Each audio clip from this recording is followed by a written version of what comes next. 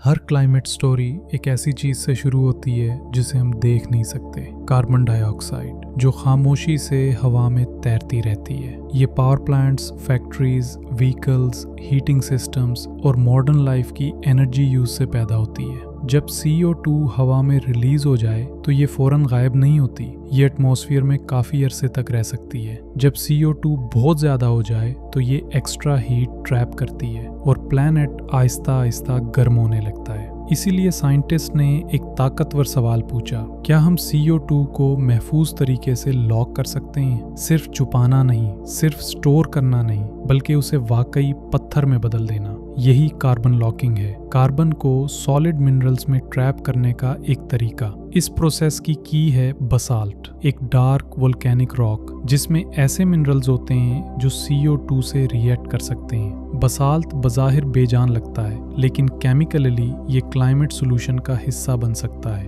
Basalt जैसी rocks के अंदर कैल्शियम, मैग्नीशियम और आयरन जैसे एलिमेंट्स मौजूद होते हैं। जब CO2, वाटर और ये मिनरल्स आपस में मिलते हैं तो एक केमिकल रिएक्शन शुरू हो सकता है। CO2 अपनी फॉर्म बदलती है, ये सॉलिड मिनरल का हिस्सा बन जाती है, जैसे नेचर खुद पत्थर बना रही हो। नेचर ये काम पहले से करती है, लेकिन आमतौर पर बहुत लंबे जियोलॉजिकल टाइम में। चैलेंज ये है कि इस नेचुरल प्रोसेस को तेज किया जाए मगर सेफ्टी को कॉम्प्रोमाइज किए बगैर। सबसे पहले CO2 को कैप्चर करना पड़ता है, या तो इंडस्ट्रियल सोर्सेज से या डायरेक्टली एयर से। कुछ मशीन्स ओपन एयर से CO2 को खींच सकती हैं, जैसे एक बड़ा साइंटिफिक फिल्टर। कैप्चर के बाद CO2 को सेफली ऐसी जगह ले जाना होता है जहां सूटेबल रॉक्स मौजूद हों। कुछ सिस्टम्स में CO2 को अंडरग्राउंड भेजने से पहले वाटर में डिसॉल्व किया जाता है। जब CO2 वाटर में डिसॉल्व हो जाए तो ये वाटर के साथ डीप वोल्केनिक रॉक तक ट्रेवल कर सकती है।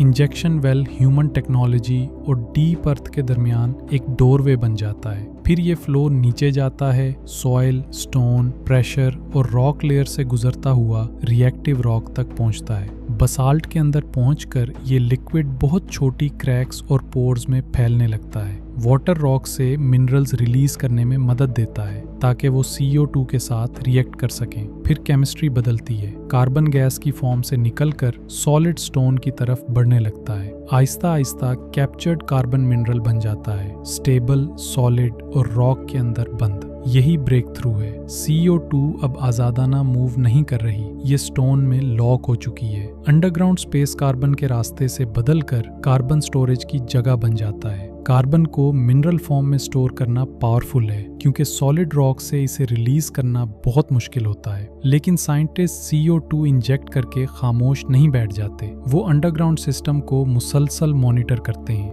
वाटर केमिस्ट्री, रॉक सैंपल्स और सेंसर्स बताते हैं कि मिनरलाइजेशन वाकई हो रही है या नहीं। रॉक के अंदर साइंटिस्ट एविडेंस तलाश करते हैं कि कार्बन वाकई मिनरल में तब्दील हो चुका है। वोल्केनिक रॉक्स वाली जगहें जैसे आइसलैंड इस टेक्नोलॉजी के लिए अहम टेस्टिंग ग्राउंड्स बन चुकी हैं। कुछ प्रोजेक्ट्स जियोथर्मल एनर्जी और वोल्केनिक रॉक को एक ही सिस्टम में इस्तेमाल करते हैं। इसका मतलब है कि CO2 एयर से कैप्चर होकर डीप बिलो मिनरल फॉर्म में स्टोर हो सकती है। लेकिन चैलेंज बहुत बड़ा है। दुनिया हर साल enormous amounts of CO2 release करती है। कार्बन लॉकिंग के लिए राइट रॉक्स, राइट वाटर और राइट इंजीनियरिंग की जरूरत होती है। कुछ मेथड्स में CO2 को डिसॉल्व और ट्रांसपोर्ट करने के लिए वाटर की जरूरत होती है। इसलिए ये मैजिक नहीं है, इसे एनर्जी, प्लानिंग, मॉनिटरिंग और केयरफुल साइट सिलेक्शन चाहिए। अच्छी कार्बन स्टोरेज को मेजर, वेरीफाई और टाइम के साथ मॉनिटर करना जरूरी है। कार्बन लॉकिंग सिर्फ बसाल्ट में नहीं,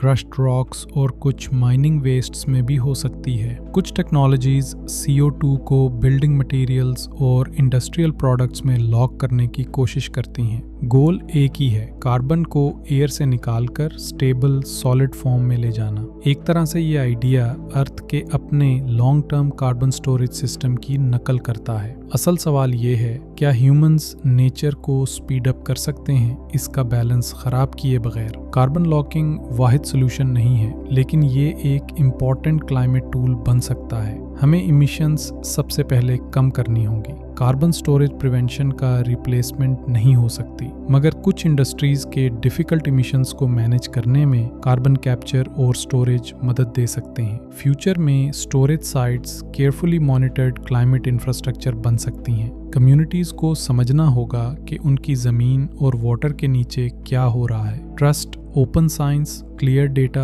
और ऑनेस्ट कम्युनिकेशन से पैदा होता है। वो मॉलिक्यूल जो कभी हवा में तैर रहा था अब अर्थ का हिस्सा बनने लगता है। यही कार्बन लॉकिंग का प्रॉमिस है, क्लाइमेट प्रॉब्लम को स्टेबल मिनरल में बदल देना। साइंस अभी ग्रो कर रही है, मगर आइडिया पावरफुल है। जियोलॉजी के साथ काम करना इसके खिलाफ नहीं। अगर हम कार्बन को कैप्चर करके सेफली स्टोन में लॉक कर सकें तो फ्यूचर कुछ ज्यादा स्टेबल हो सकता है।